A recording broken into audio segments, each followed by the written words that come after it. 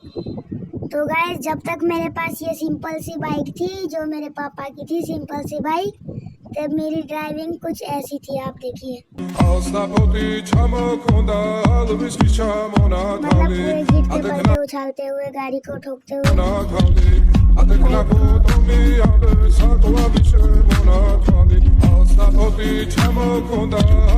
और कुछ ऐसे सांप बनाते हुए, उछलते पड़ते गिरते हुए, जैसे अभी गिर गया मैं।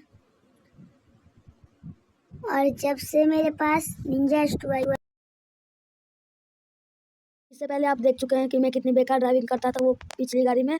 और जब से मेरे पास निंजा S2 आ रही है तब से देखो आप मैं कितनी सावधानी से गाड़ी चला रहा हूँ, थोड़ा सा भी टच कहीं पे नहीं होने दे रहा हूँ, एकदम रास्ते से चलाते हुए। तो गाइस आज के लिए इतना ही है वीडियो, और बहुत दिन के बाद मैं वीडियो बनाऊंगा, तो मैं कहना चाहता हूँ बाय।